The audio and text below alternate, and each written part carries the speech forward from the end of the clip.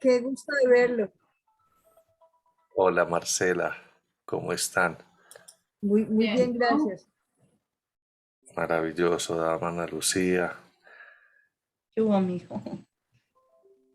Perla y Adriana, hola, ¿cómo están? Edilma, no, bueno, no le veo el... Muy bien. Ajá. ¿Cómo está, caballero? Tiempo sin verlo. ¿Recuerda que Muy me bien. ayudó con mi bebé?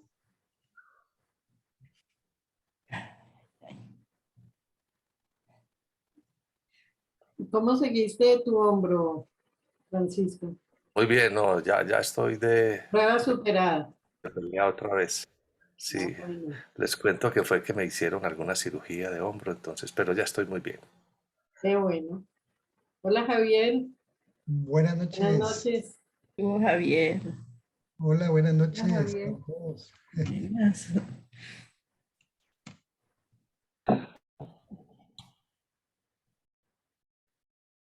Aquí estamos hoy, Argentina, Catamarca, Buenos Aires, Medellín, Miami, Pereira. Irma también de Medellín.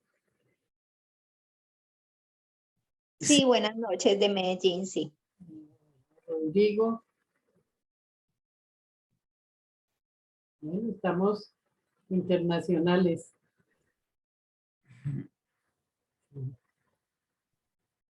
Ya se está cumpliendo el propósito de que no haya fronteras, por lo menos en la virtualidad. Ay, María Marcela, cerca de Cachipay y cerca de Bogotá.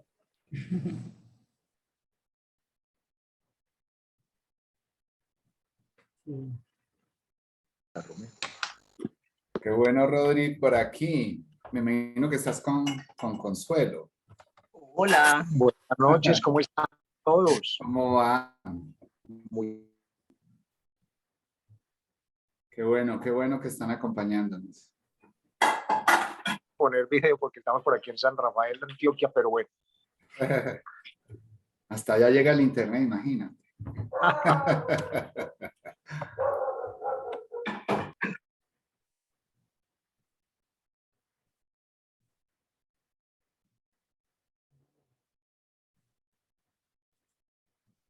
Marta, ¿quién nos visita de Miami? Ana Lucía. Ah, Sí, qué bueno. estoy hoy por acá.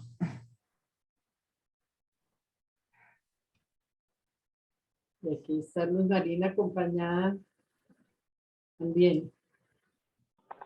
Hola, Ruby. Hola, Ruby. buenas. ¿Cómo les va? Voy a estar sin imagen porque estoy en el carro, todavía no he llegado a casa. Apenas llegue me conecto con imagen. Vale. Qué provecita. Ok.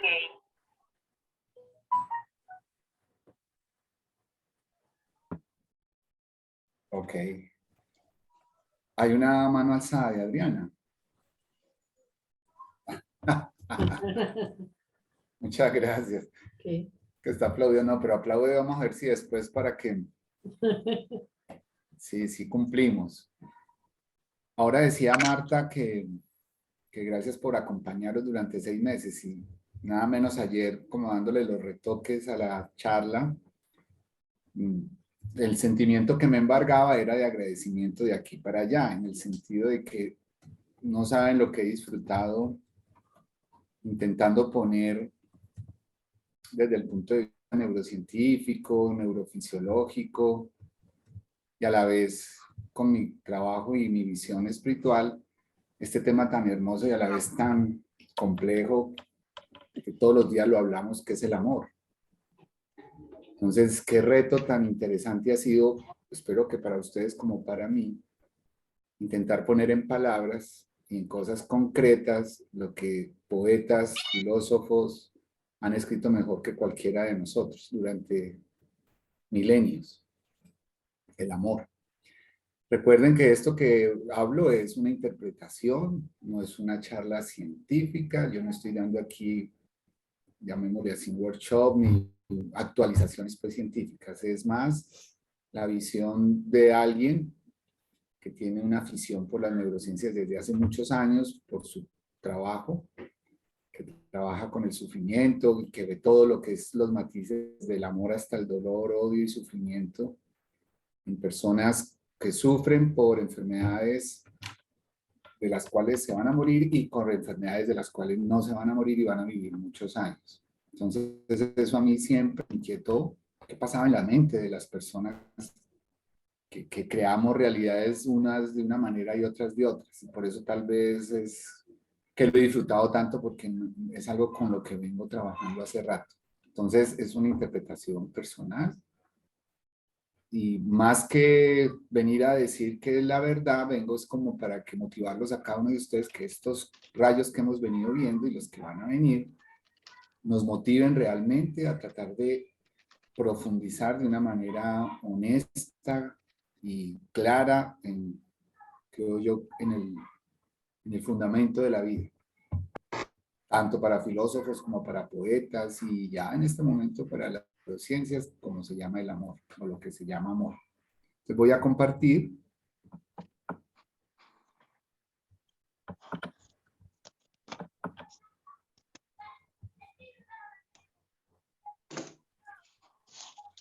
Me informan si lo ven. Sí, sí. Se ve.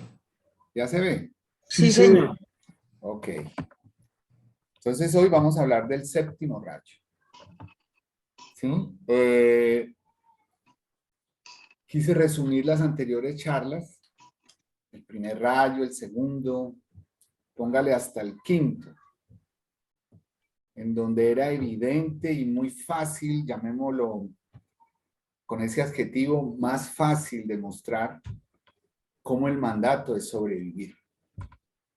Y se acuerdan que hemos hablado en cada uno de esos rayos que a nuestra naturaleza, a nuestra biología y fisiología no le interesa si sobrevivimos bien, con buena calidad, felices, o sobrevivimos mal, con mala calidad y sufriendo. Acuérdense que para nuestras células lo que interesa es que pervivamos en el tiempo. No están preocupados por si John Jairo sufre o no sufre. No. Mientras esté vivo, mientras cumpla con sus funciones vitales y perviva en el espacio-tiempo, está cumpliendo. Y yo vuelvo y repito que eso es muy importante, porque este mandato nos va a acompañar hasta el 12º rayo, que ha sido, yo creo, un error más de nosotros por nuestra limitación racional, que siempre vemos las cosas en polos opuestos, ¿cierto? Si es material, entonces no tiene nada de espiritual. Si es espiritual, lo material no tiene nada que ver. Y tal vez de los retos más grandes que he tenido en estas charlas es tratar de mostrarles que aún en los actos más sublimes, en las cosas que ya empezamos a llamar espirituales, lo material está ahí diciendo sobreviva. Por eso es que no podemos decir que ya conquistamos algo desde el punto de vista biológico y neuroconductual, porque nuestra fuerza vital siempre nos va a decir esto. Y para mí esta foto es impactante en ese sentido, porque yo puedo estar con el agua, ya estoy tragando agua y estoy a punto de morirme, y el último esfuerzo es sacar la mano a ver si alguien me ve y me ayuda. O sea, hasta el último segundo intento vivir, pervivir, sobrevivir.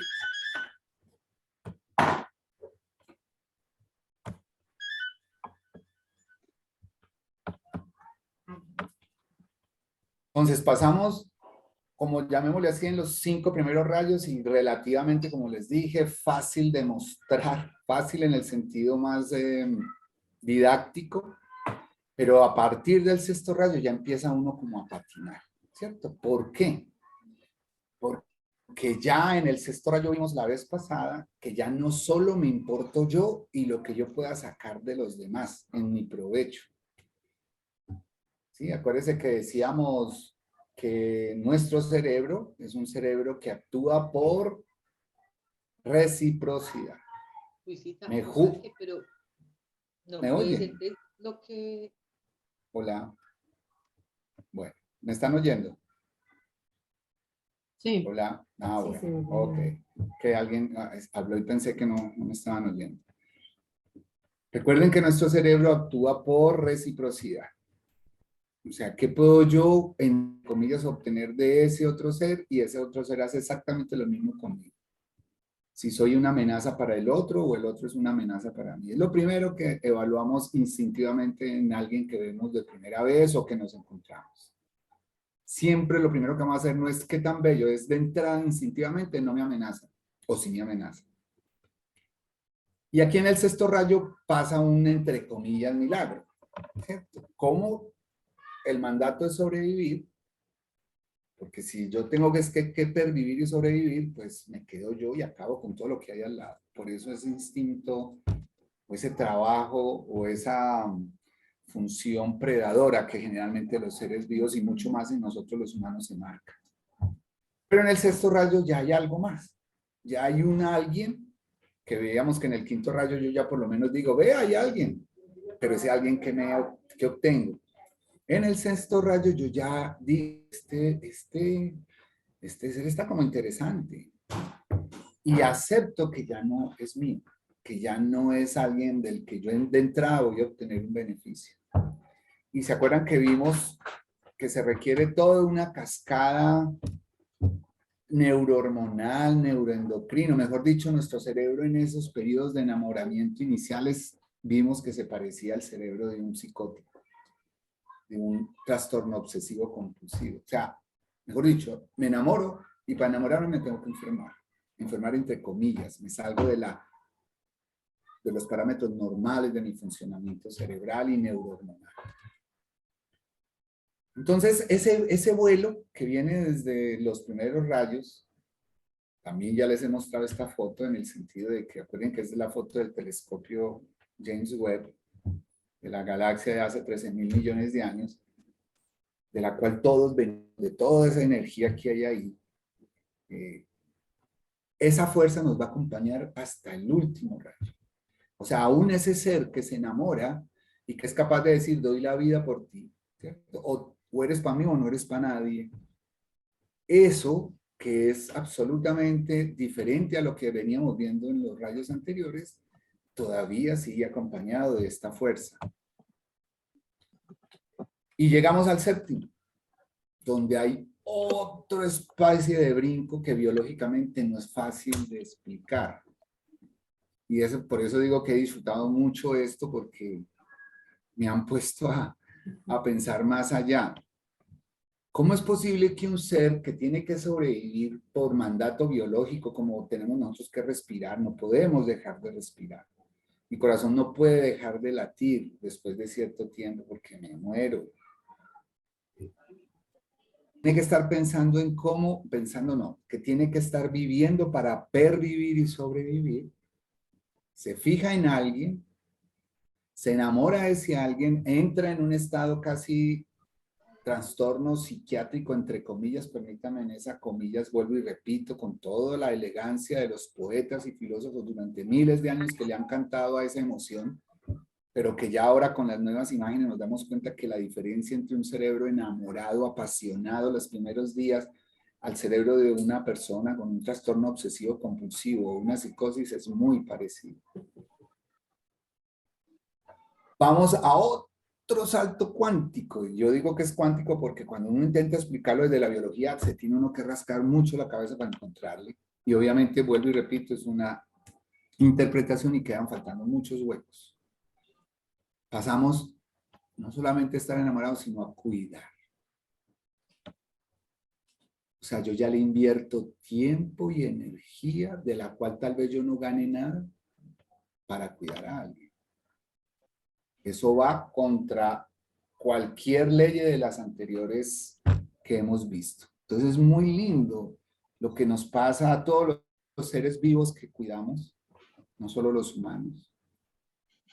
Que somos capaces de alguna manera, lo que sucede es que ya, sí señor, usted se tiene que sobrevivir, perfecto, pero termina siendo hasta de momentos determinados más valioso la sobrevivencia del otro.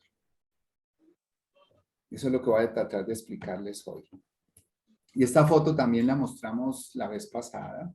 Uno dice, ¿qué pelea tan tesa? Y acuérdense que no están peleando, están copulando. ¿Cierto? Entonces me encanta esta foto porque es que esta foto resume lo que es el amor, pasión, odio, miedo, salvaje, te destruyo, pero este tienes que dejar. Cuidado, me haces daño, le dice la leona, cuidado, se te va la mano más allá de lo que tienes que hacer. Y el león le tiene que decir lo mismo, porque es que son dos fieras que con cualquier momento pueden destruirse, pero a la vez están amando, están procreando, están obedeciendo ese rayo que les dice tienen que pervivir y traspasar su material genético y que siga la nueva generación. Y es el celo. Esa hembra está en celo, el león ahí se olvidó de todo porque con oler las feromonas de la leona se vuelve un psicótico y ella también. De resto, un león nunca se le acercaría a una leona que no esté en celo porque lo mata. O sea, des en cuenta esa foto, quiero que la miren porque ahí están el gran telón, la gran línea fina que hay entre pervivir a toda costa, sacar la mano en el último instante en pleno mar para que alguien me vea y empezar a pensar en otros más allá de mí mismo. Por eso la naturaleza, lo vimos en la vez pasada, se inventó que en la matriz de mi recompensa el sexo sea tan agradable y me libere tantas hormonas porque es la única forma de que yo me pueda acercar a alguien tanto. Es que son dos cuerpos en los seres humanos desnudos copulando. Hay un solo cuerpo. Eso va contra todo instinto de supervivencia.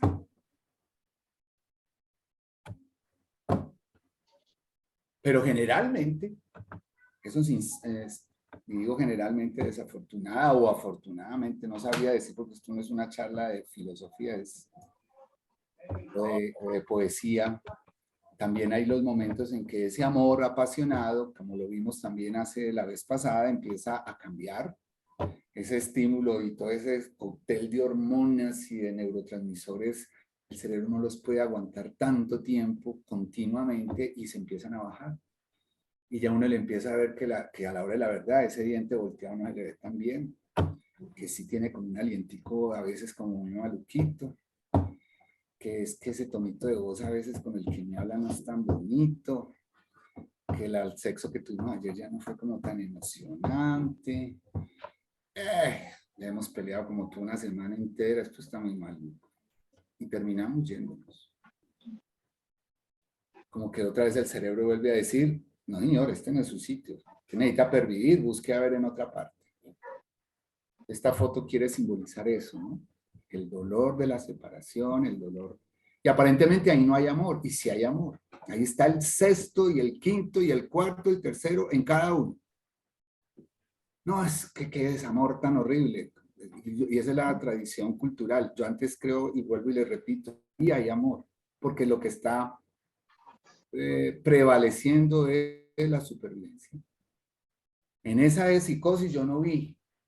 Y esa persona casi pues soy yo, y bajan las hormonas y ya empiezo a ver que las cosas de pronto no son como yo estaba pensando, genéticamente tal vez no somos.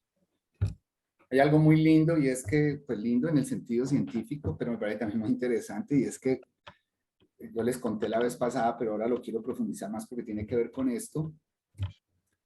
Un laboratorio israelí de neurociencias descubrió que los seres humanos de entrada nos aproximamos a alguien y nos cae bien, además de la parte visual, por el olfato. Si nosotros creemos que no olemos las sustancias odoríferas que el otro ser expulsa y sí las olemos, no consciente. Las neuronas más próximas que tenemos están aquí al ladito de la nariz. O sea que cualquier sustancia odorífera que ahí mismo mi cerebro las capta. No necesariamente de una manera consciente porque el bulbo olfatorio no tiene contacto directo con la parte, llamémosle así, frontal o consciente. Pero instintivamente el olor me atrajo y voy detrás de ella. O al revés, ¿sí? Entonces en el momento del desamor, el olor ya no es el mismo o por lo menos no me atrae. Y si no me atrae, parece que genéticamente, ojo que eso es una hipótesis muy interesante, parece que los olores que a mí pues los olores de las personas que me atraen es porque se ha demostrado que genéticamente yo tengo más posibilidades de procrear seres sanos con esa persona. Cuando hablo del sexo opuesto, pues en el amor de procreación, que es el primer impulso. Acuérdense que estamos hablando de impulsos, de supervivencia. tengo más posibilidades de procrear hijos más sanos que aquellas mujeres, en el caso mío, que tienen un olor que no es compatible con mi propia, con mis gustos, entre comillas, olfativos, que no son muy conscientes. ¿Te imaginas eso a dónde se maneja? Se maneja a nivel instintivo.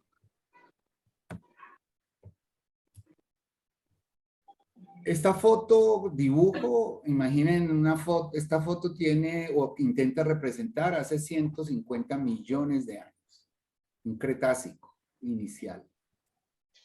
Unos pequeños dinosaurios por aquí, no eran muy grandes, todavía no habían llegado los grandes dinosaurios, el Jurásico, una tortuga antigua, y este es un pequeño mamífero. Y lo quiero poner porque cuando uno lee como la teoría biología evolucionista, los mamíferos primeros ya estaban hace más o menos 150 millones de años, otros eran marsupiales, o sea, tenían una bolsa y llevaban a su cría en la bolsa como los canguros, pero también habían así palmípedos, especies de nutrias que no tenían bolsa y a sus crías las metían en una y ellas vivían, tanto los marsupiales como estos vivían en unas cuevas. Muy interesante porque los dinosaurios generalmente cazaban de noche, cazaban de día y de noche dormían, porque eran de sangre fría. Entonces en el día que hay calorcito salían y en la noche. Entonces estos marsupiales, mamíferos, empezaron así como estas pequeñas nutrias, entre comillas, salían de noche a buscar el alimento donde sus predadores, la mayoría estaban dormidos, y en el día tenían que meterse allá y esconderse en la tierra, porque pues si no se los comían. ¿Qué es lo que han demostrado? Han demostrado que estos mamíferos criaban a sus hijos y los cuidaban hasta que eran capaces de autosostenerse y ya salían del nido. Una gran diferencia con los reptiles, con el resto de animales, que ponían huevos, los dejan ahí, todavía aún, ¿cierto? Uno no ve que un cocodrilo esté empollando, que una tortuga esté empollando sus huevos. Eso sí, ponían más de 20, 30, pues, porque entre más posibilidades de sobrevivir, y ahí para adelante quedaban al libre albedrío, pues, del medio y de la capacidad de cada cría. Pero los mamíferos ya cuidaban. Lo que no se sabe, o por lo menos yo no encontré, es pues, dónde hubo ese cambio y por qué. El por qué sabemos que no es una función de la ciencia, es más una función de la filosofía y de la religión. Pero bueno, ¿por qué les cuento todo este cuento así largo? Porque estos pequeños mamíferos fueron los que permitieron que la vida siguiera. Cuando cae el meteorito hace 75 millones de años, terminando el Jurásico, ahí en el Golfo de México, que se extinguen todos los reptiles, los grandes reptiles, y la vida casi se acaba. La vida surgió de estos pequeños mamíferos, que habían sobrevivido desde ese tiempo porque eran capaces de cuidar a sus crías. Entonces el cuidar permitió que hoy estemos nosotros. Si todos hubieran puesto huevos y todos fueran como los reptiles, tal vez ese meteorito hubiera acabado con la vida y yo no sé pues ahora qué seríamos, pero no seríamos por lo menos mamíferos, no seríamos. ¿O qué habría surgido? Pues algo habría surgido, pero no lo que vida tal como la conocemos. Voy a permitirme leer esto textual. Hace muchos años un estudiante le preguntó a la antropóloga Margaret Mead lo que ella consideraba ser la primera señal de civilización en una cultura. El alumno esperaba que Mead hablara sobre anzuelos, ollas de arcilla o piedras de afilar. Pero no. Mead dijo que la primera señal de civilización en una cultura antigua era un fémur, que es el hueso del muslo, el hueso más largo que tenemos, roto y cicatrizado. Mead explicó que en el reino animal, si te rompes la pierna, te mueres. No puedes correr del peligro, no puedes ir al río para beber agua y no puedes cazar comida. Eres carne fresca para los demás. Ningún animal sobrevive a una pierna rota por tiempo suficiente para que el hueso se cure. Un fémur roto que cicatrizó es evidencia de que alguien tuvo tiempo, ojo que estamos hablando de animales, para quedarse con el que cayó, para que trataran la herida, llevó a la persona o a ese animal a la seguridad y cuidó de ella hasta que se recuperó. Esto es absolutamente diciente y tiene mucho que ver con nuestro séptimo rayo. Y me parece hermosa esta reflexión. ¿Sí? Todos pensamos la civilización, las pirámides, cerámica, la pintura, la flauta, la música, bueno, todas las cosas. Pero a la hora de la verdad, sin cuidarse, no hay civilización.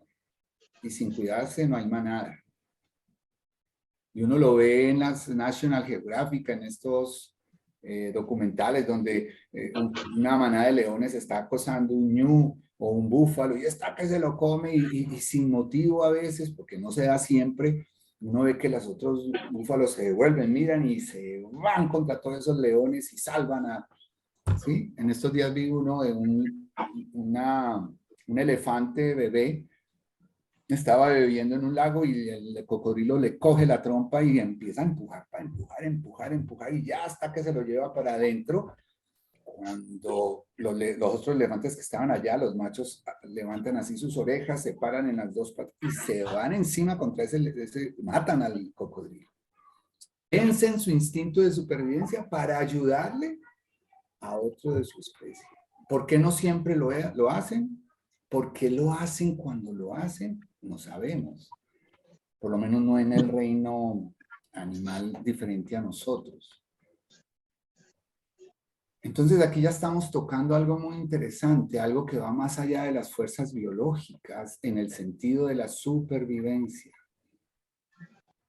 ¿Qué implica que yo encuentre de hace 12.000, 15.000 años unos restos de neandertales como se encontraron hace 25.000 años y un hueso y una de esos restos era un fémur que está fracturado y con callo, o sea, se curó, se tuvo más de 3 meses cuidándose para poder soldarse y él solito no hubiera sobrevivido. ¿Qué hubo en ese momento, en esa especie que entre comillas encartaron? Porque era un encarte. Imagínense una tribu que tenía que estarse moviendo, yendo de una cueva a otra, protegiéndose de todos esos predadores, necesitaban cazar, necesitaban dormir en la noche, moverse en el día, cargar con alguien que no puede apoyar su pierna y cuidarle la pierna para que no le mueva. Y seguro si se hirió, pues porque esa fractura debe haber sido con una herida, debe estar herida abierta para que no se infectara, y si se infectó, ¿cómo hicieron para cuidarlo? Y el hecho de que esté con un callo indica que vivió lo suficiente para cicatrizar. Es muy interesante lo que hay ahí, la reflexión de este rayo. Pero no olviden, y esto lo quiero recalcar, no podemos tener una visión doble en el sentido de polos opuestos. Entonces, porque yo ya cuido a alguien, soy materia, soy espíritu puro, y ya las fuerzas biológicas de mi sobrevivencia no existen. ¡Claro! Están ahí, vigilando milésima de segundo todo lo que yo hago para sobrevivir. Pero ¿cuál es la fuerza que hace, que le dice a esas fuerzas de sobrevivir tan inmensas como esa foto del telescopio? Es que recuerden que estamos tratando con átomos y moléculas y partículas atómicas que sostienen el universo. Y le dice a esa fuerza, tranquila, deja que voy a cuidar a otro aunque yo no gane nada. O sea, es algo muy hermoso. Hermoso en el sentido filosófico. Aquí sí me quiero hablar de los filósofos y de los poetas. Por lo tanto, en este séptimo rayo empezamos a ver de aquí para adelante, vamos a tener que enfocarnos en el equilibrio. ¿Qué hay en la fuerza del séptimo rayo que hace equilibrar la balanza? Y ya, entre comillas, la supervivencia, entre comillas, no es lo más importante. Ojo, siempre será importante. Como la sombra, entra la sombra. Ya no la veo, pero ahí está. Pero ya lo que se ve, lo que es el efecto, los hechos, no son para sobrevivir. Son para relacionarme y tratar con alguien o alguienes. Del mismo nivel, al mismo nivel tú y tú. Eso es muy lindo. Muchas cosas ya las hemos hablado, pero creo que las pongo nuevamente porque creo que las podemos entender mejor ahora en este rayo. Lo habíamos visto en el sexto y también parte del quinto. Ya sabemos que las neurociencias y las ciencias biológicas han demostrado que las personas que no están siendo cuidadas, que se sienten descuidadas por el mundo, que no tienen afecto y no reciben afecto, se enferman más fácil, se mueren más rápido y tienen menos posibilidades, llamémosle así, de recuperarse de situaciones de estrés y de enfermedad. ¿Cierto? Recuerden que les mostré esta diapositiva que me parece muy diciente, personas con sensación de soledad, no la que se elige, sino se la impusieron porque el medio, porque se lo ganó y nadie lo quiere ver, etcétera, etcétera. Pero se sienten solos, sin red de apoyo. Les pusieron una vacuna contra el herpes, contra la culebrilla, para que no les diera culebrilla, y los compararon con personas que no se sentían así. ¿Se acuerdan que les conté que a esta persona, perdón, es el citomegalovirus, el herpes virus, no, es el herpes virus, o sea, la culebrilla que llamamos popularmente. Les midieron a los 3 meses más o menos el nivel de anticuerpos. Cuando a ti te ponen una vacuna, en 3 meses te miden los anticuerpos y si tus defensas están bien, vas a tener lleno de anticuerpos contra ese virus. Y estas personas producían menos anticuerpos que los que no se sentían solos. O sea, la gente que se siente sola tiene menos posibilidades de producir defensas contra las infecciones. Y lo seguían después a 24 meses y demostraron que esas mismas personas que se sentían solas, en 24 meses tenían más enfermedades que les generaba dolor, que estaban con enfermedades psiquiátricas tipo depresión y que vivían muy cansados, muy débiles, muy fatigados. ¿Sí? O sea, esto es una prueba ya general y real de que biológicamente el ser humano no está hecho para ser excluido. Una cosa es que yo elija vivir solo y me sienta cómodo y tranquilo. Y otra cosa es que me tocó porque nadie quiere estar conmigo. Y yo de pronto sí queriendo estar con gente. Esto otro demuestra que el séptimo rayo definitivamente es absolutamente útil. Y aquí sí le podemos poner un poquito entonces de fisiología y de biología en el sentido de que el mandato es sobrevivir. ¿Sí? Este es un estudio que hicieron en Estados Unidos, pusieron un letrero en los periódicos de varias ciudades grandes de ese país, donde decían, si a usted lo han excluido de su trabajo, se lo negaron y le dijeron, aquí no trabajamos con negros, o aquí no trabajamos con descendientes de chinos o con chinos, y eso le causó un gran trauma, venga aquí, nosotros le pagamos, bueno, un estudio porque lo que ellos querían ver es qué pasaba en esas personas que habían recibido un bullying o una segregación racial, o bullying pues por la parte racial. Y los compararon con personas que no habían tenido esa dificultad. Lo que quiero mostrarles aquí es que lo que el artículo mostró es que veían que quisieron medir, entonces decían, eso es un estrés y un trauma. Normalmente cuando yo me machaco un dedo, me machaqué con un dedo, ese es un trauma, es un estrés para mi dedo. Y al minuto o a los 2 minutos yo voy a ver que el dedo se hincha, se pone rojo, se pone morado, duele, o sea, está inflamado. Eso es una inflamación. Y ya se sabe qué sustancias generan ese cambio en el dedo. Pero nunca nos imaginamos que el cerebro podía producir sustancias inflamatorias por traumas sociales, por traumas psicológicos. Y eso fue lo que demostraron con esta investigación.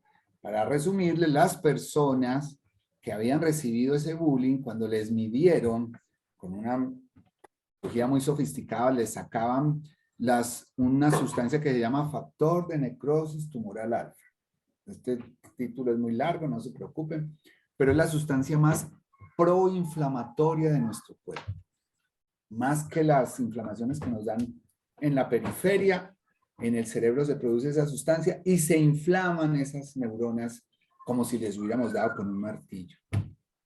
Demostraron 2 cosas, que las personas con ese bullying tenían más de esa sustancia en su cerebro, o sea, el cerebro de esas personas estaba inflamado, estaba enfermo, traumatizado, golpeado. Y con esta gráfica lo que les quiero mostrar es en qué zonas del cerebro vieron que estaban más o se producían más esas inflamaciones. Y si ustedes miran, obviamente pues si uno no está metido en este cuento, pero entiéndame y me creen, son las zonas que tienen que ver con la emoción, con los sentimientos.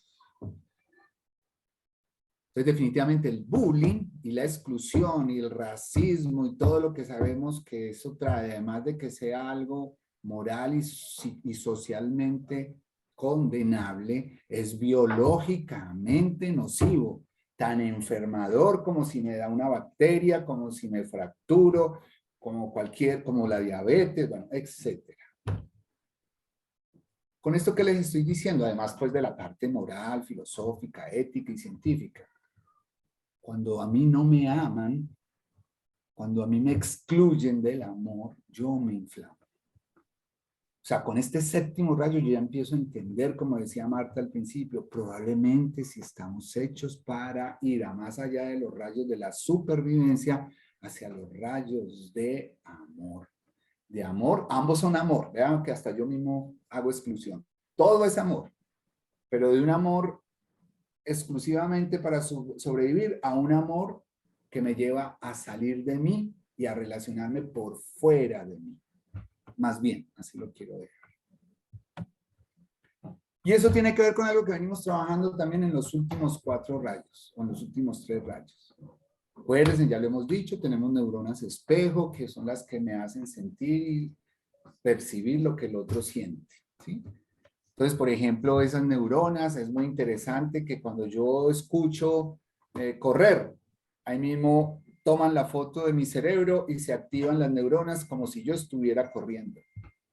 Tocar piano, es más, cuando vamos a un concierto, por ejemplo, de una orquesta filarmónica, y yo miro el pianista y veo que está moviéndose así, y si a mí me toman la foto, estoy haciendo los mismos, entre comillas, movimientos en mi cerebro que el pianista. ¿Sí? Me permite sentir lo que el otro siente, y aquí viene algo muy lindo. En las neuronas espejo está la posibilidad de socializar, bien sea por amor, entre comillas, por empatía, alegría, pero también está que yo soy capaz de sentir el sufrimiento del otro.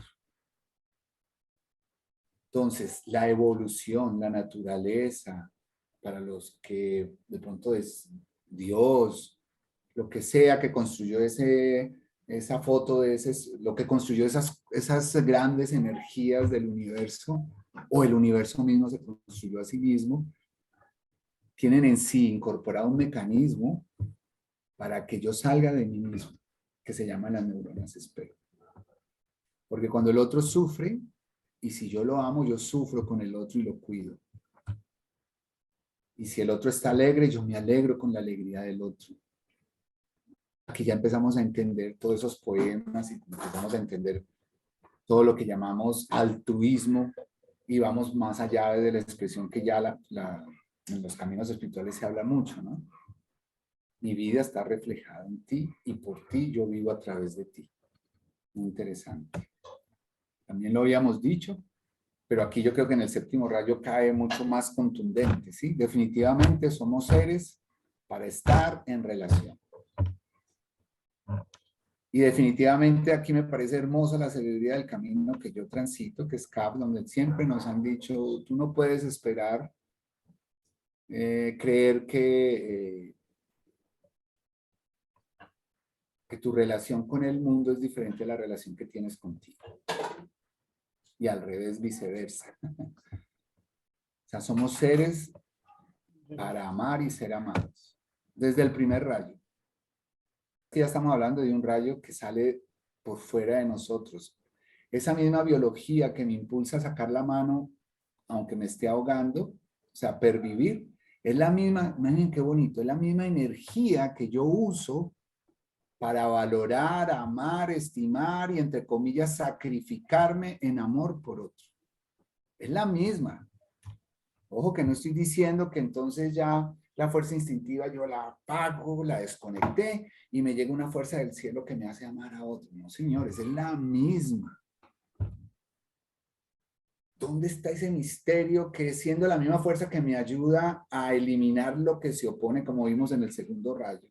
Que me ayuda y me dice, mater y cómase todo lo que le haga daño. Termina diciéndome en este rayo, bueno, Mire al otro o mire a los otros, cuídelos y ámelos. Es la misma. Y ya habíamos visto, como les mostré, pues que las personas que no logran ese estado, desafortunadamente, se mueren antes y se mueren en vida.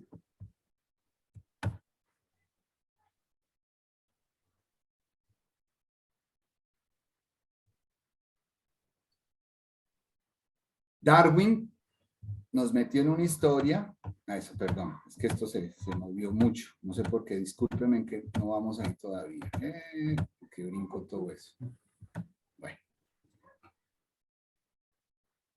Es la misma fuerza y son las mismas hormonas y las mismas neurotransmisores que me hacen enloquecer de amor en el sexto rayo. No voy a profundizar, pero ya lo habíamos visto, ¿cierto?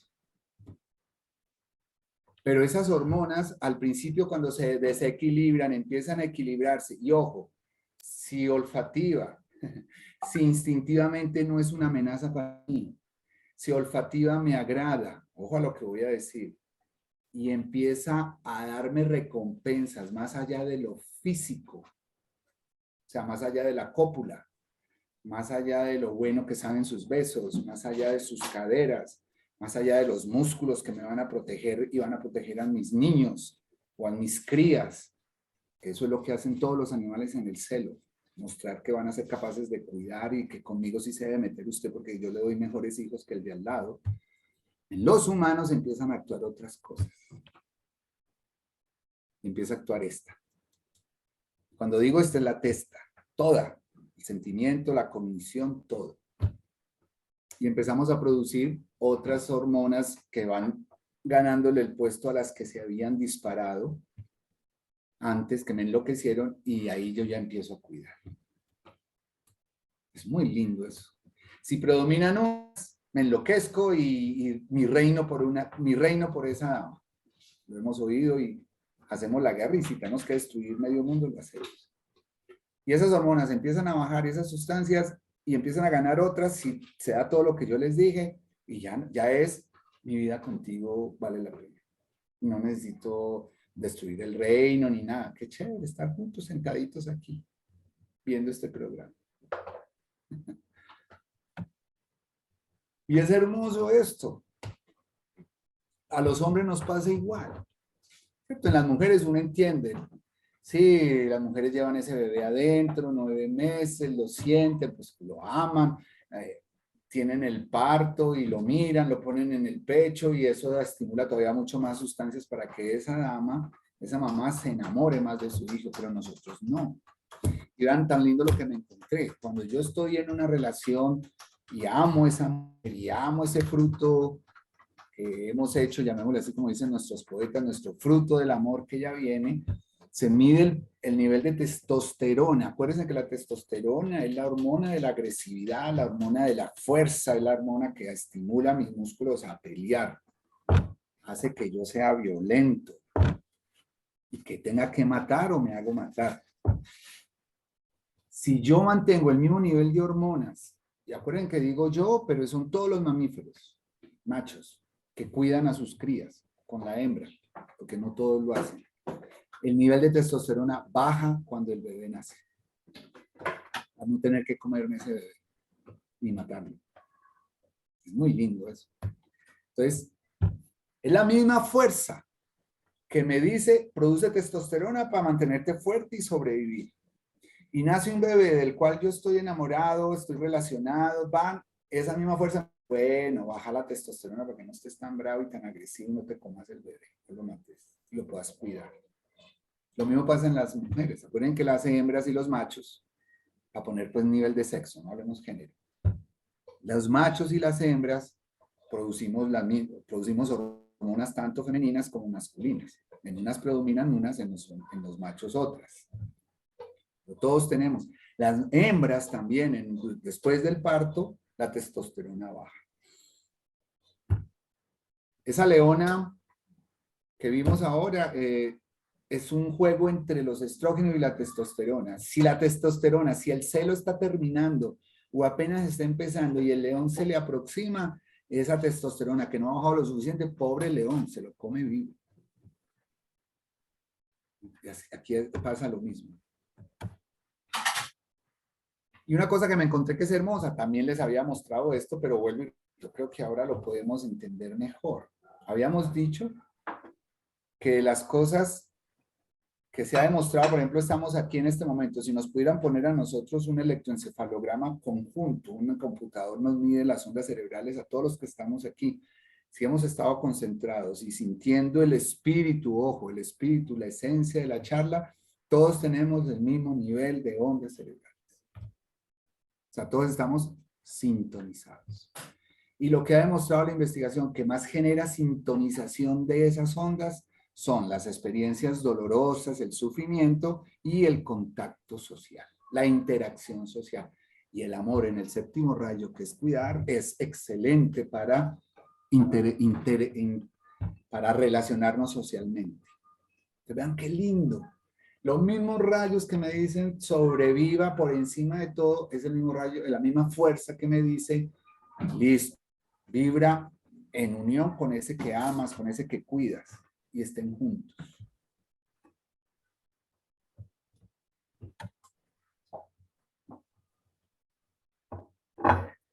Recién graduado me fui a trabajar en ese tiempo a Confama, y yo era el médico encargado. Confama tenía un programa muy lindo, donde visitábamos un grupo de fisioterapeutas, de nutrición, de psicología y médicos. Y nos íbamos a todas las unidades de Confama de aquí del Valle de Aburrá y reunían a mujeres en embarazo con su pareja y les dábamos charlas durante toda su gestación. ¿Sí? Yo era uno de los médicos pues, de ese grupo y dábamos charlas. Un día, un papá alzó una mano y me dijo en plena charla que si era normal que él se le estaba manchando la cara. Y que miraba y era igualito a las manchas que su mujer tenía desde el embarazo. Yo no había leído nada de eso, medio contesté, me fui a leer y me encontré con que ya en estudios antropológicos, sobre todo desde el lado antropológico en los indígenas, que mostraban que el hombre podría sentir lo mismo que la mujer. Pero se explicaba más por fenómenos de imitación, ojo, neuronas espejo, obviamente no lo decían así, y por fenómenos culturales. Pero a mí me intrigó mucho porque varios papás después al terminar esa charla se me acercaron y uno me dijo, le cogí asco al cigarrillo y yo me tenía que fumar uno cada 10 minutos. Cuando uno de ellos me contó algo que me dejó descrestado, me dijo, vea doctor, ¿sabe cómo me di cuenta que estábamos en embarazo? Yo fui el primero. Y yo, ¿cómo así? Yo fui el primero. Yo soy agente viajero, estuve con mi esposa, ese fin de semana pasamos rico y a las 2 semanas yo estaba en Cúcuta y ella aquí en Medellín.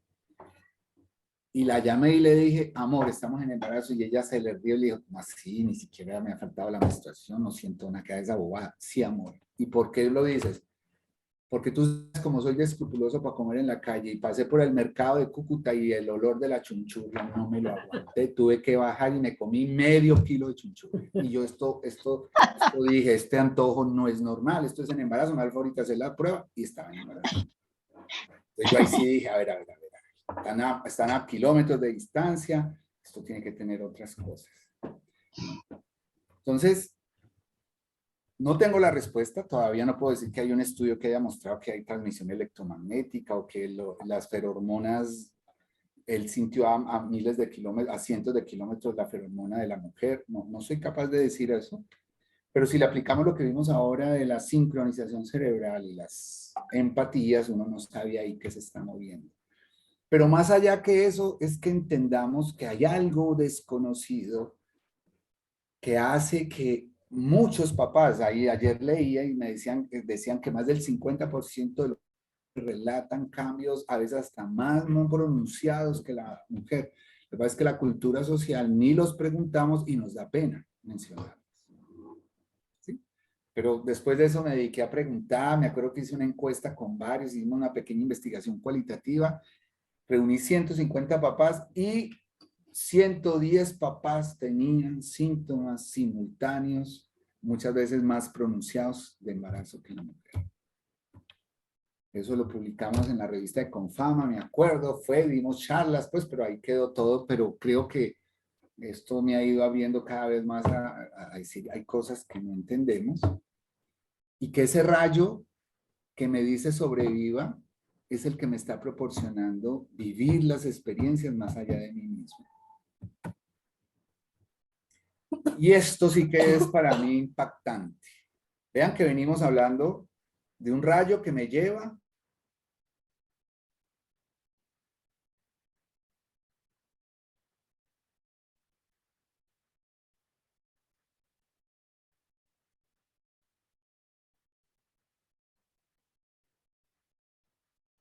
Se lo llevó, Ah, se lo llevó.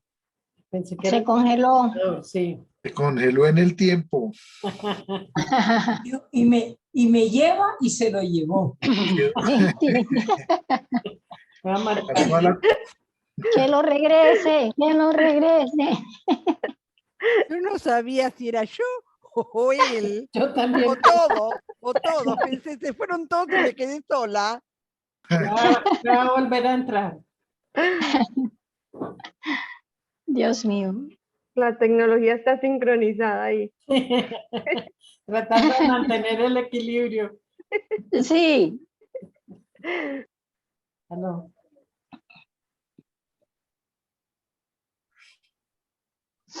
a conectarme.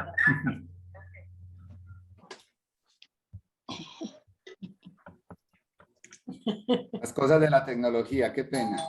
No, pero era para hacer dramático el momento porque dijiste Me llevan y se lo te llevaron. lleva y te llevaste. ¿A dónde quedé? Ahí que se lleva. lo llevaron. Te lleva. ¿Y qué me iban a llevar? No Ahí sí sé. me perdí. No, estabas diciendo, tenías la última presentación. Ah, ya, Estaba ya. en el Cobadi. Ah, quedamos fue en la Cobade. Cobadi, sí. Ahí ibas a empezar esta. Ah, bueno, pero Iba- esta ya iba la a había empezar proyectado. Sí, ya lo habías Bueno, proyectado. entonces les pero- vuelvo a poner otra vez el dramatismo, porque esta investigación me parece genial. Esta investigación lo que demuestra es que desde que estoy en el feto para adelante hasta que me muero, mi cerebro está todo el tiempo, llamémosle así, apropiándose de mí mismo. O sea, el cerebro tiene que estar haciendo una barrida permanente de mi cuerpo, todo, hasta el último dedo, la última uña, el último vello, el último rincón de piel, para estar confirmando que sí soy yo, que esto es mío, que esto le pertenece, etc. Lo que ha demostrado esta investigación es que la interacción social, o sea, el enamorarme, el interactuar con otros, aumenta la percepción de autoconciencia. Esto es hermoso. Y mucho más, llamémosle así, la interacción a través de los sentidos que me comunican con el medio. No tanto el gusto, sino el oído, la visión, el olfato para los que perciben y el tacto. Y en el amar y en el racionarnos todo el tiempo estamos usando esos sentidos. O sea, entre más yo miro a otros y me relaciono con otros y me profundizo en la relación con otros, además de mis neuronas espejos, mi cerebro está diciendo, el que está hablando con el otro, el que está besando al otro, el que está amando al otro, soy yo mismo. Qué bien. Me hago entender, esto es genial. Es genial porque es una demostración de que somos seres sociales. Somos seres que amamos la relación con el otro y la necesitamos, ojo, para seguir superviviendo, sobreviviendo la palabra. Pues dicen que es el mismo rayo. En ningún momento la sobrevivencia se olvida. Se olvida en el sentido biológico. Pero ya esa misma sobrevivencia y ese mismo fuerza nos está dando otros horizontes de supervivencia. Sobreviva a través de la relación con el otro, porque entre más se relacione usted con el medio y con los demás y se ame y cuide, su cerebro va a captar que es usted y se va a apropiar más de usted, va a ser más dueño de usted mismo. Es una cosa loca.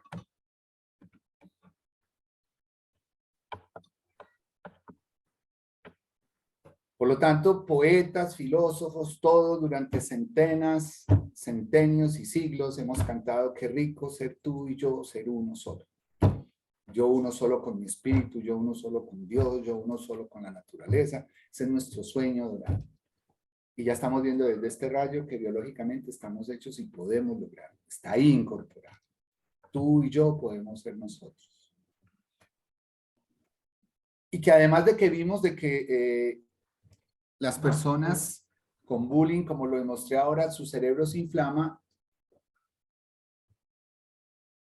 El cerebro no tiene problema en el sentido de reaccionar de una manera inflamatoria al bullying, al dolor de la falta de amor,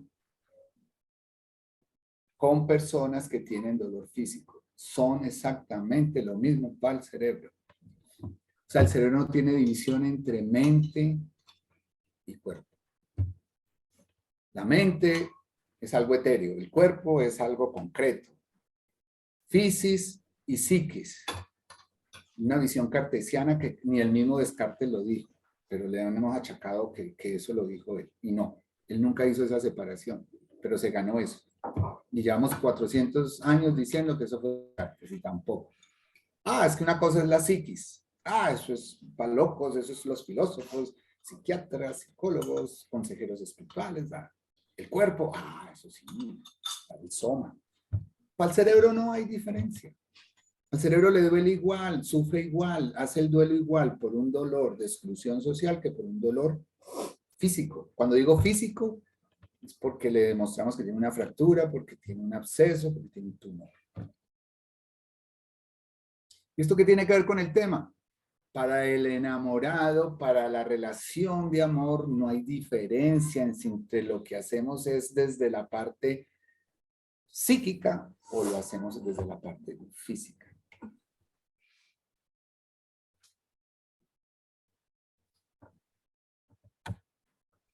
Y esta otra sí es hermosa. Cerebros de personas enfermas y cerebros de sus cuidadores. ¿De sus qué? Los metieron en aparatos donde se ven los cerebros de ambos. Estos son resúmenes de investigaciones, no es que hayan cogido solo 4 personas. Son resúmenes de investigadores, de varias investigaciones. Y vean el cerebro de los enfermos donde les duele, cómo está inflamado, y vean el cerebro de los cuidadores que están entre comillas sanos. Por eso digo que no hay diferencia entre la psiquis y el soma. Están igual de inflamados. Están igual de sincronizados como vimos ahora. Y con la misma intensidad. No es que nadie puede sentir el dolor del otro. Desde el punto de vista teórico es cierto, pero desde el punto de vista biológico ya está reevaluándose. Cerebros de enfermos y cerebros de sus cuidadores primarios. Ojo, es un cuidador involucrado que ama a ese enfermo. Se les prende en los mismos sitios y en la misma intensidad. O sea, es una cosa que la evolución, que la vida, que Dios, que el universo nos puso a vivir a los otros y a mí, a vivir las mismas cosas, en la misma intensidad, con el mismo aprendizaje. O sea que ya mi supervivencia no es solamente mía. ¿Sí ven cómo es inteligente ese rayo de la supervivencia? Digo, uno solito no vive. Entonces tengo que poner a toda la manada a sentir lo mismo, para que cuiden entre ellos. Pero ya aquí no es solamente el interés. Acuérdense en lo que dijo esa antropóloga Met. Es que cuidar a alguien en ese tiempo. Ahora, una fractura de cadera usted la operan, en 3 días ya se está parando y bueno, lo acompaño y me le hacen terapia y no tengo el dinosaurio detrás. O el león, pues, perdón, el dinosaurio no era, ya se habían extinguido hace millones de años. El tigre dientes de sable, pues, que era lo más grande que había en ese. Hay papa pelada. Ok. Pero esto daría para otro caso. Tanto amor, tanto cuidar, tanto desbordarme, puede pasar lo que pasa con el apasionado en el sexto rayo. Esas hormonas le enloquecieron el cerebro y llega un momento en que el cerebro dice, no aguanto tanta excitación, tanto cambio, vuelva otra vez a lo de ahora, a lo de antes. Y ahí empieza uno a aburrirse, a no ver las cosas tan lindas. Pasa igual. Y este burnout, ¿qué quiere decir en español? Quemamiento, agotamiento, fatiga. Imaginen el nombre tan lindo que hay ahora, lindo desde lo científico, y me parece también muy lindo. Fatiga por compasión, le decimos en el campo que nosotros manejamos. Y acuérdense, ¿por qué? Por compasión, porque como tenemos neuronas espejo y ya vimos, yo puedo terminar sintiendo exactamente lo mismo que mi enfermo, que mi familiar, que aquel que sufre, yo sufro igual y igual de fatigado que el otro. Entonces la naturaleza, acuérdense, está superviviendo. Entonces también nos tiene un límite para amar. Y si se me va la mano, entre comillas, amar y cuidar, y me olvidé tanto de mí mismo, que me quemo. Y todas esas sustancias que les mostré ahora se bajan en un paciente o en alguien de nosotros que esté con burnout de cuidar, de amar. Nos toman fotos y es otra vez como si estuviéramos deprimidos, la misma foto del cerebro del deprimido, la misma foto del cerebro de la persona que tiene enfermedades crónicas. O sea que nunca nos dejará la supervivencia. Ah, este ya se le está yendo la mano, ya no duerme, no come, solo piensa en el otro. Le voy a quemar ese cerebro para que ya, tiene que recapacitar, tiene que haber algo. Ya estamos terminando. Y me encontré dos cosas que me parecen importantísimas, porque creo que esto le da sentido al amor que venimos trabajando. Darwin, en la evolución, ¿cierto? En la teoría evolutiva que tiene muchos argumentos a favor cada vez más, realmente nunca dijo que sobrevivía el más fuerte y el que más vivo, más teso. Simplemente dijo, se pasa de una generación a otra las características que permiten la supervivencia de esa especie. Eso es lo que dijo. Pero nosotros en nuestra cultura, para usarlo de una política filosófica, le hemos dado ese sentido. Y eso tiene que ver con el amor. Porque si esto fuera cierto, nunca hubiéramos pasado el quinto rayo. Ninguna especie. Porque es que amar, como ya estamos amando en el sexto, acuérdense que me enfermo, quedo loco, dejo de comer, no duermo. Si esa mujer no me llama, yo no duermo. Llevo 3 días sin dormir porque no me llama, no me habla, se enojó, yo lloro. Es más, y lo sabemos desafortunadamente, muchos suicidios, muchas conductas que son casi autodestructivas vienen en esos amores, llamémosle así, apasionados. O sea, van contra el rayo, perdón, van contra este mandato si fuera así. Y me encontré, aunque realmente esa filosofía de que es el más fuerte, la tenemos que matizar con unos nuevos hallazgos, que por ejemplo esta bióloga que fue la primera esposa de Carl Sagan, que desafortunadamente no fue muy comprendida en su tiempo y a duras penas, como siempre, la venimos a comprender después de que se murió, además de que era mujer, además de que era ex esposa de Carl Sagan, imagínense, nadie quería tener nada que ver con ella, Carl Sagan se robaba todo. Ella dijo, no señores, el que sobrevive no es el más fuerte, sobrevive el que mejor coopera y se asocia. Cooperar. ¿Y qué es cuidar? Cooperar. ¿Qué es cuidar? Asociarse. Obviamente ella no lo habló desde el punto de vista social, lo habló desde las células. Ella era una bióloga. Ella demostró que las células que hace 2.000 millones de años que en la Tierra era poblada solo de una sola célula, no habían organismos de varias células. Esas células tuvieron que aprender a relacionarse entre ellas y compartirse las habilidades de la una con la otra para poder sobrevivir. Y eso fue lo que creó la vida tal como la conocemos. Organismos multicelulares, de muchas células. Pero ahí no era el más fuerte, era el que mejor se asociara. El ejemplo más claro, y ella lo descubrió, fue nuestras células tienen una batería, que es la central hidroeléctrica, ¿sí? Hidroituango. Mi célula tiene un hidroituango que produce la energía para que esa célula funcione. Ella le estudió el DNA. Recuerden que el DNA, ¿qué es? La partícula de la herencia, la genética, que me determina a mí lo que soy. Estudió el DNA de esas mitocondrias y se dio cuenta que era distinto al DNA de la célula. O sea que esa mitocondria en un tiempo atrás vivía por fuera de esa célula. Y empezaron a estudiar y se dieron cuenta que es que la mitocondria sí producía energía, pero no tiene la membrana que cubre a la célula. Entonces esa mitocondria solas no duraba. Hace 2.000 millones de años los rayos gamma, los rayos X, los rayos ultravioleta, no teníamos atmósfera, ahí se llevaba lo que fuera.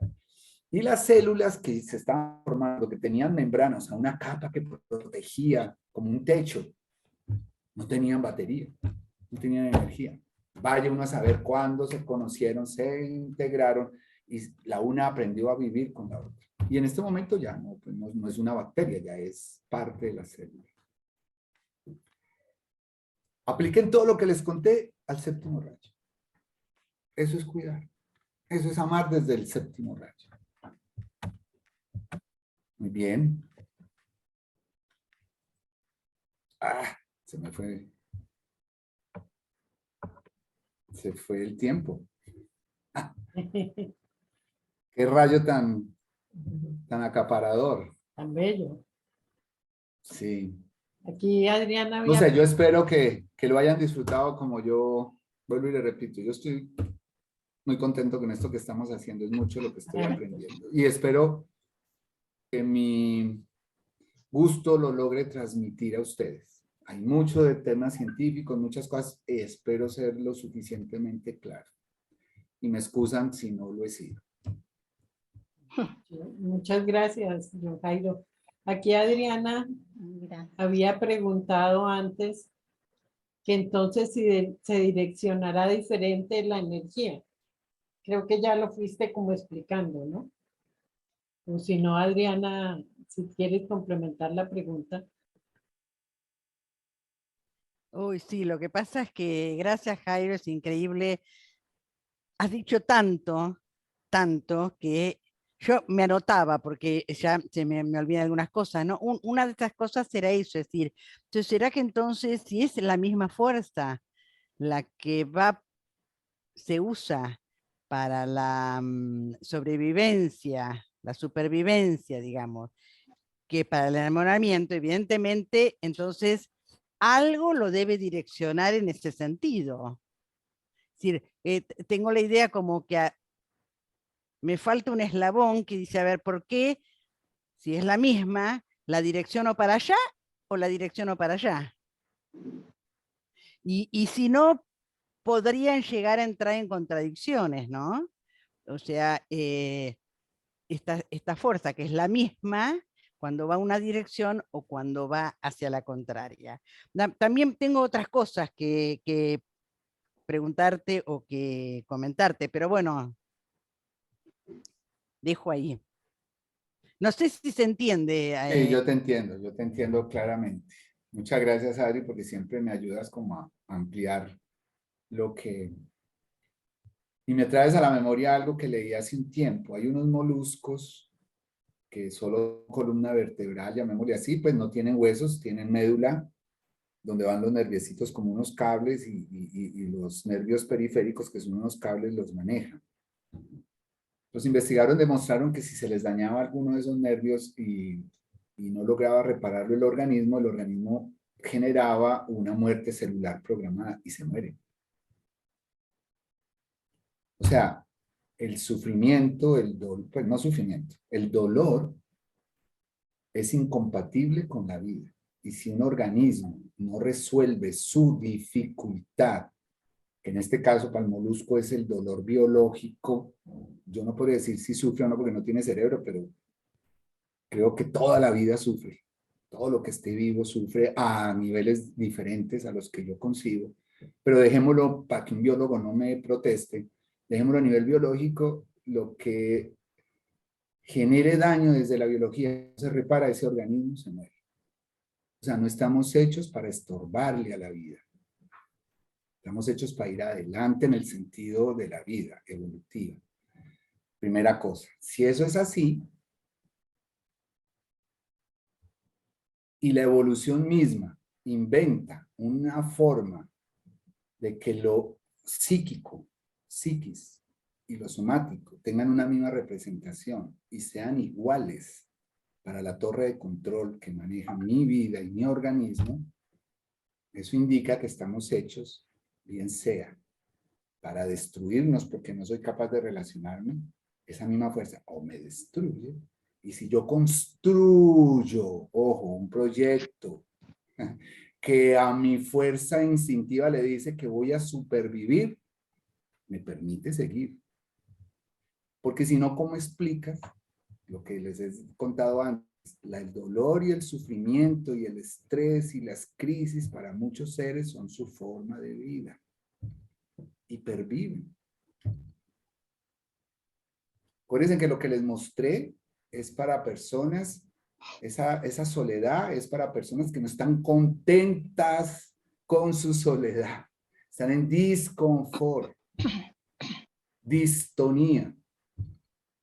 Pero hay gente que hace del sufrimiento, de la soledad, del dolor y de la lucha su forma de vida y resuenan con eso. Esos no van en esa gráfica que les mostré. Acuérdense que puede haber gente que le hayan dicho, usted es negro y aquí no lo recibo, no le hizo trauma. Era aquellos que quedaron marcados por eso. A los que se les inflama el cerebro. Y probablemente si los siguen a esos, van a estar más enfermos en un tiempo si no logran desinflamarse. Pero hay gente que han hecho bullying, que eso es otra teoría y que puede venir en otros rayos, que se llama la resiliencia post-trauma. Eso ya está estudiado también. Una compañera mía hizo una tesis muy linda de postdoctorado sobre eso. Gente, todos sabemos Víctor Frank, el hombre en busca de sentido, estuvo en un campo de concentración 5 años, vivió las cosas más horribles y creó una teoría. Y ahí salió un científico que creó una teoría y amó la vida. Pero ese mismo compañero al lado de él, el mismo cuenta en su libro, gente que quedó odiando o gente que no sobrevivió porque perdió el sentido de vida. Eso se llama la resiliencia post-trauma. Y es la misma fuerza. Tienes razón, no soy capaz de decirte en este instante dónde está el clic para que vaya para la derecha o la izquierda, pero es la misma fuerza. No sabría decir dónde está. Yo espero en los otros rayos irlo mirando porque creo que ahí está la clave.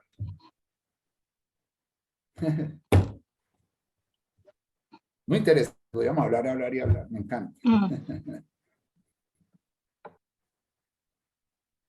Gracias. Yo, Imelda, me parece que... sí, me escuchas. Sí. Ahí, ahora sí. Bueno, John Jairo, mis felicitaciones y mis agradecimientos por todo lo que nos estás transmitiendo. Tengo una duda, o me gustaría que me ayudara a aclararlo porque es parte de la enseñanza que hemos recibido de la empatía, donde nos dicen que podemos considerar la empatía desde varios enfoques, ¿no? Dice que en la relación con el desenvolvimiento de la conciencia, vamos distinguiendo 3 estados de empatía, que son simpatía, que son adhesión emotiva y que son apertura mental. Son 3 enfoques, ¿no? Entonces, la simpatía se siente cuando percibimos lástima o alegría de otras personas. Sentimos esa simpatía, sentimos lo mismo. Y la adhesión es sentir lo que otros sienten, sí. No es solamente la alegría y la emoción, sino todo lo que la persona siente. Esa es emotiva. Y la de apertura mental es cuando experimentamos lo que son las creencias, las ideas y los puntos de vista de los demás.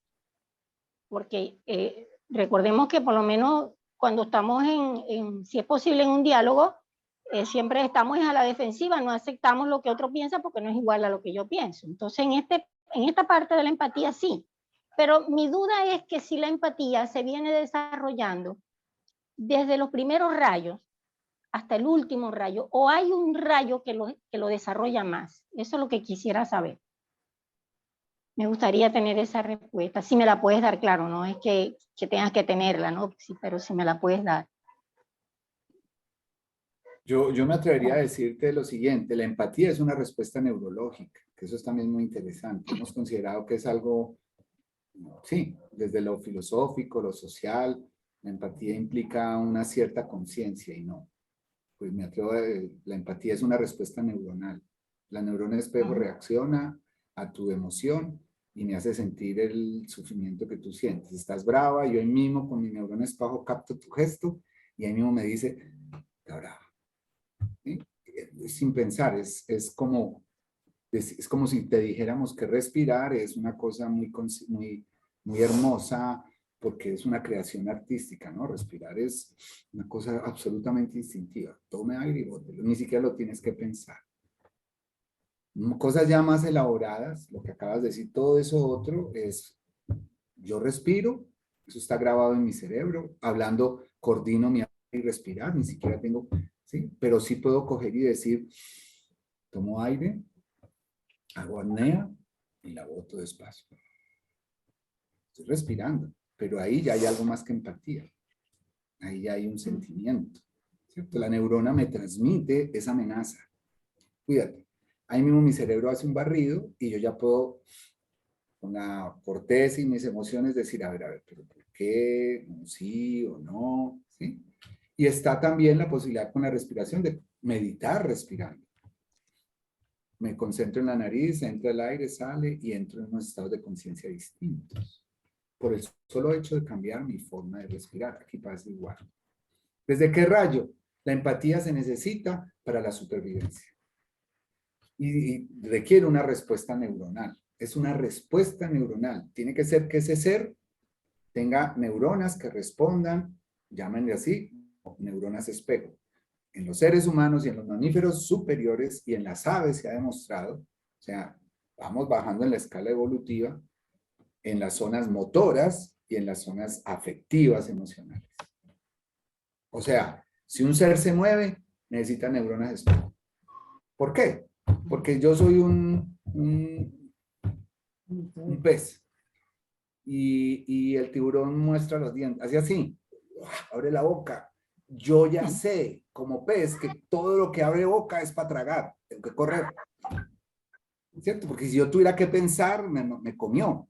Ese es, ahí puse el ejemplo, en la motora. Y lo emocional es exactamente igual. Ahora, la emocional ya sí tenemos que subir un poquito más en la escala evolutiva. No creo que porque no lo sientan los otros seres, sino porque se ha estudiado más fácil en los seres más. ¿En qué rayo? Empieza a pensarlo más o menos desde el segundo o tercer rayo, que es cuando necesitamos vivir en comunidad, relacionarnos con el mundo.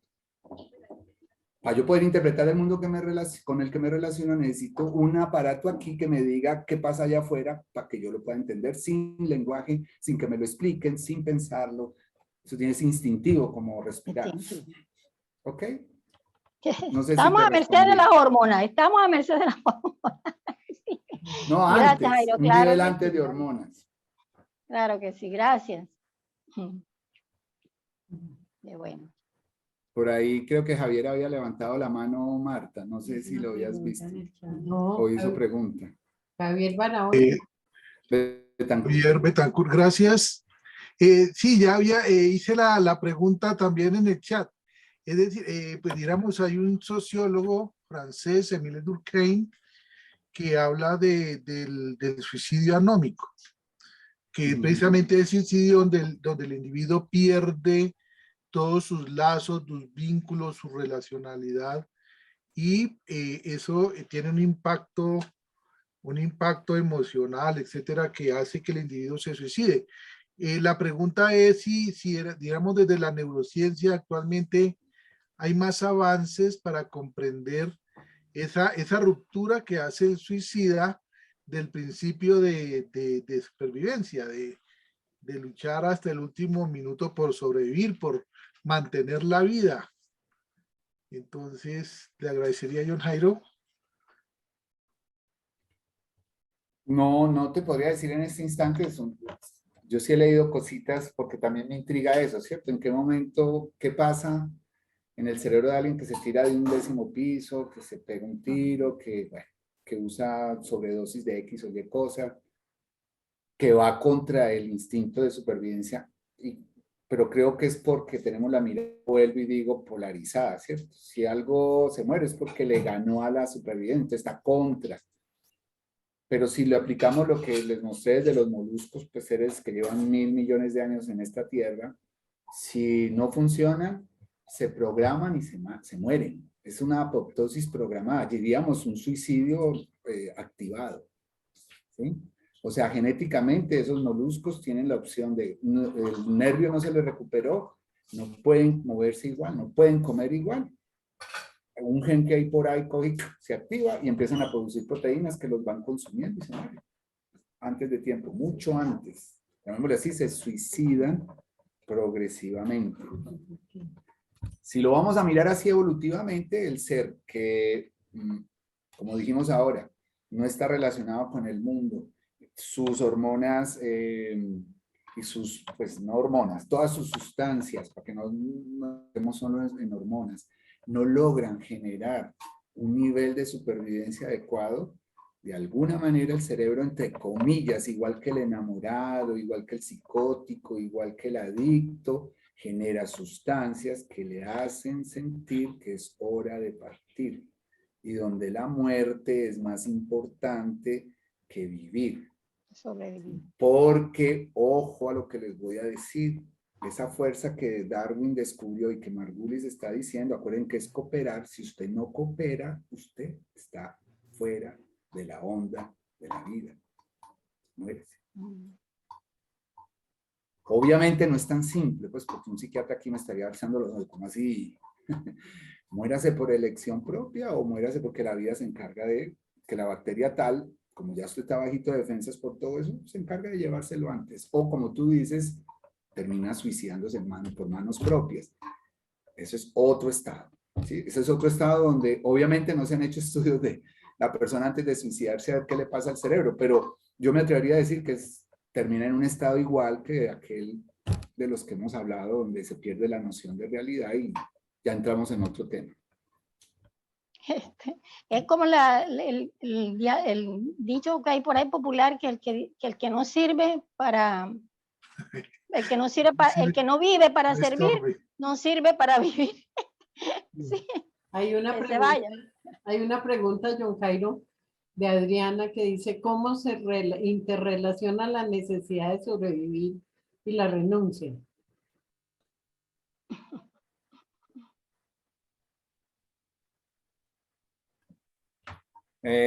Bueno, ahí ya entramos en otro tema, pues muy interesante. Déjenme, yo lo trato de condensar como lo veo. Es que si ustedes miran, y si vamos a hablar de renuncia, acuerden que renuncia no es dejar, no es despojo. Ante la renuncia es lo que estamos haciendo en la evolución. Si no nos hubiéramos quedado en el primer rayo, en el segundo, moléculas. Acuérdense que el tercer rayo dice, defiéndete de todo lo que es diferente a ti. Pero ojo, lo que es diferente a ti quiere decir que hay cosas semejantes a ti. Ahí ya empiezas a, entre comillas, a relacionar. Renuncia es la capacidad de evolucionar en esos rayos. Renuncia es aquel ser que perviviendo, teniendo el átomo, la molécula subatómica que formó el universo, que lo mantiene cohesionado con la fuerza de la gravedad, va al 12º rayo y explota en éxtasis de amor compasivo universal. Entonces, si lo vemos así, creo que la renuncia está en el primer rayo y está en el 12º rayo. Es más, la renuncia está en lo que acaban de decir, en lo que acabamos de conversar. No estás viviendo, mejor hazte a un lado. Y eso también, porque es que es la vida, y esto les iba a decir al final, con lo que estamos viendo, si la naturaleza se demoró 2.000 millones de años con células únicas, y llevamos otros 2.000 millones de años más o menos, con varias células o organismos de muchas células, es porque la vida, entre comillas, le servía más que fuéramos multicelulares, como dijo Darwin, por alguna razón, pasamos de unicelulares a pluricelulares. ¿Sí? Entonces, quedarnos en el primer rayo, en el segundo, el tercero, el cuarto, quinto, y no ir al sexto, no cuidar, no ir al octavo, que ya veremos la amistad espiritual, el noveno, 10º, 11º, o seguir, es porque cada vez me relaciono, ojo, no pierdo, no me despojo y el mundo me invade, no. Cada vez me relaciono mejor con el mundo. Ese es el nivel de rayo que nos dé fuerza, que nos acompaña desde el primero hasta el 12º. Gracias, John. Y ya la última participación para Adriana. Ustedes me permiten, yo termino con algo que en estos días leí. Sí, dile. Hay una filmación de uno, salió en Science, muy interesante. Habían 50 manadas, 50 delfines en una manada y como otros 80 aquí de delfines. Los biólogos están enseñados que cuando los delfines se encuentran, por más lindos que nos parecen, hermosos, y no se conocen, se matan. ¡Pah! A sobrevivir. Esta manada se encontraron, jugaron, danzaron, retozaron, este copuló con esta copuló con este, y terminaron en una manada mayor cuidándose todos. Ponen así, los delfines deciden, el título era Los delfines deciden hacer el amor y no la guerra. La pregunta es, ¿qué pasó ahí que vencieron el instinto agresivo de prevalecer? Delfines que, entre comillas, pues no tienen la conciencia disque nuestra, no conversan, no hicieron tratados de paz, no hay la ONU, nada. Ahí en un momentico terminaron todos con todos, juntos. Y los biólogos estaban seguros y los venían siguiendo, que no se conocían, no había ningún lazo genético entre ellos. Una hipótesis es que una de las manadas tenía un aviso que decía, aquí puedes conseguir novia. Necesitamos hombres. Sí. Adriana. Uy, qué bueno. La verdad que está muy interesante, esto da ganas de seguir mucho tiempo hablando, ¿no? Sí. Pero me quedé pensando en el suicidio, que es un tema que siempre nos ha preocupado y nos preocupa y creo que nos seguirá preocupando. Y entiendo que, bueno, hay tantas formas de abordarlos y tantas explicaciones diferentes, ¿no? Porque no todas las corrientes o no todos los pensamientos, los pensadores la explican de la misma manera, ¿no? Es un tema muy complejo, no es nada simple, ¿no? Pero quería retomar un puntito que tú has dicho respecto, uno de ellos, que es muy interesante y que a veces creo que nos pasa un poco desapercibido, ¿no? Esto de cómo nos damos cuenta que nosotros somos nosotros, que yo soy yo, ¿no? Y a mí me saltó enseguida una cierta edad de los chicos, no me acuerdo muy bien dónde estaría, ¿no? Donde vos le decís a un chico chiquito, vos llevale coso, y el chico dice vos, porque no entiende que ese vos, que se está refiriendo a él, es a él, ¿no? Entonces usa lo mismo. Y la madre y el padre dice, no, vos, sí, vos, le dice el chico, y habla del otro, ¿no? Porque no tiene esa noción de que ese vos que se está refiriendo es a él mismo, ¿no? El ser mismo, el sí mismo es algo que no es tan fácil y que necesitamos los otros. Imperiosamente sería como una mezcolanza entre lo de uno y los otros, ¿no? Lo uno y los otros, y ahí está el nosotros, ¿no? Se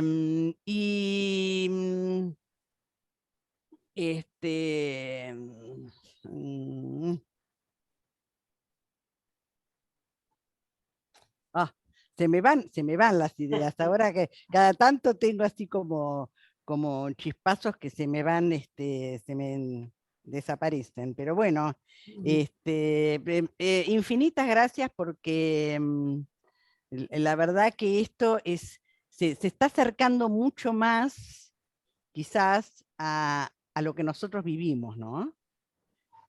A la vida misma que nos rodea, ¿no? Y una última cosita que capaz también es interesante de ver, es decir, que hace que cada uno, como vamos cambiando, y los demás también van cambiando, ¿qué es lo que hace que yo, a pesar del cambio, sigo siendo yo misma?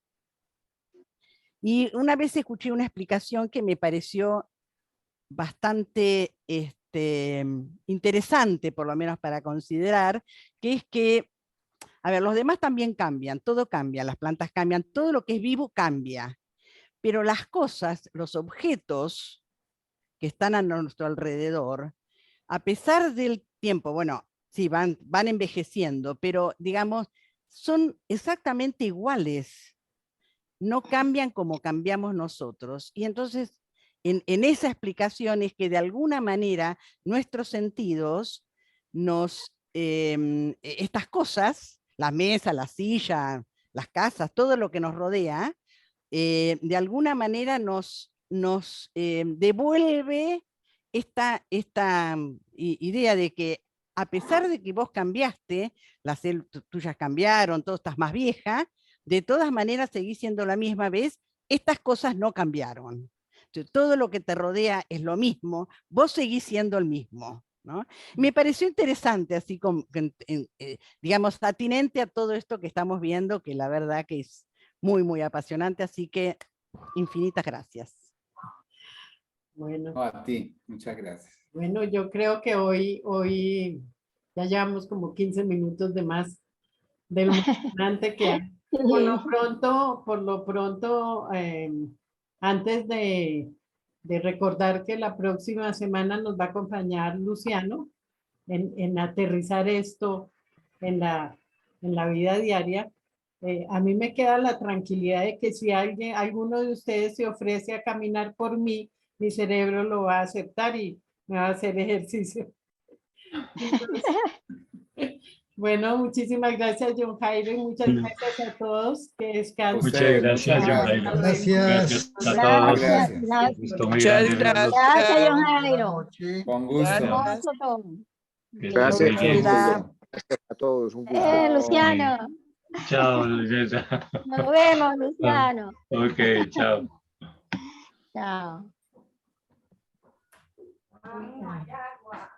Siento que no está dando la cara. Ah, mira, a ver qué por allá, yo creo que la... Hermanita, Luz. Conci Rodri, qué bueno verlos. Gracias. Chao, John. Muchas gracias. Chao.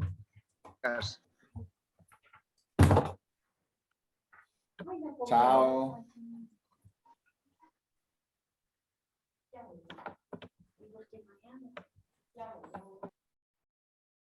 Muy interesante.